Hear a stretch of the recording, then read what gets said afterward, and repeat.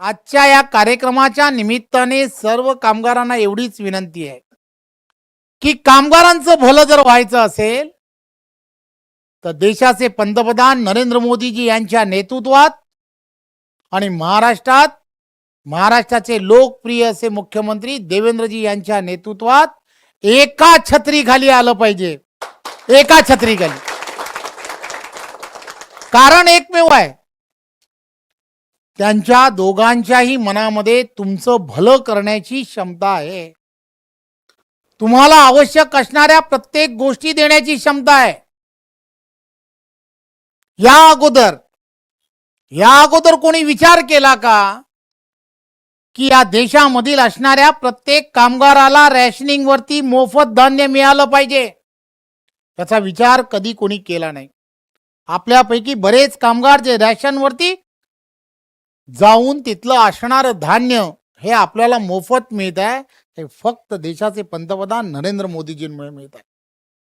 आपल्याकडे घरातील कोणीही आजारी पडला तर पूर्वी हा कामगार, हा गावची शेती त्याला विकावी लागायची, कुठेतरी गहाण राहावं लागायचं. परंतु त्याचा इलाज जो आहे ना, तो इलाज करण्यासाठी असं काही तुमच्याकडे व्यवस्था नव्हती. आयुष्यमान भारत कार्ड, 5 लाखापर्यंतचा इन्शुरन्स नरेंद्र मोदीजी यांच्या सरकारमुळे तुम्हा सर्वांना मिळायला लागलाय, हे आपण सर्वांनी लक्षात घेतलं पाहिजे. मी एक ना अनेक असे विषय की तुम्ही याचा विचारही करत नाही. जाती धर्म या व्यवस्थेच्या बाहेर जाऊन एक वेगळ्या पद्धतीने ज्याला इन्कम नाही, कमी उत्पन्न आहे, अशी एक क्रायटेरिया तयार केली आणि त्या क्रायटेरियाच्या माध्यमातून सुद्धा शिक्षणामध्ये तुमचं मूल हे आयुष्यामध्ये जर चांगला हुशार असेल, मेरिटमध्ये असेल तर तो डॉक्टर होऊ शकतो, इंजिनियर होऊ शकतो, अशी व्यवस्था कोणी केली? तर देशाचे पंतप्रधान नरेंद्र मोदीजी, देवेंद्रजींच्या या इथलं असणारं सरकार, या सरकारच्या व्यतिरिक्त कोणी केलेलं नाही. गप्पा मारणारे हे अनेक गोष्टीच्या गप्पा मारतात, परंतु एकदा कधीतरी या सगळ्या गोष्टीचा विचार करायला हवा की तुम्हाला या सगळ्या गोष्टीमध्ये आधार कोणी दिला? आधार कोणी दिलाय?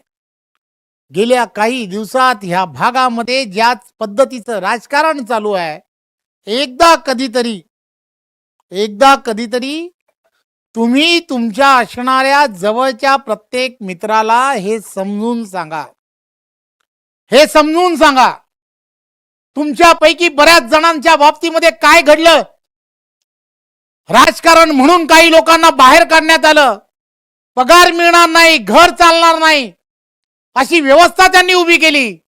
पण हीच ती भारतीय जनता पार्टी आहे की जी भारतीय जनता पार्टीने ठरवलं तुम्ही त्यांना बाहेर काढा, आम्ही त्यांचं घर चालवण्यासाठी समर्थ आहोत, सांगण्याची हिम्मत भारतीय जनता पार्टीच्या कार्यकर्त्यामध्ये.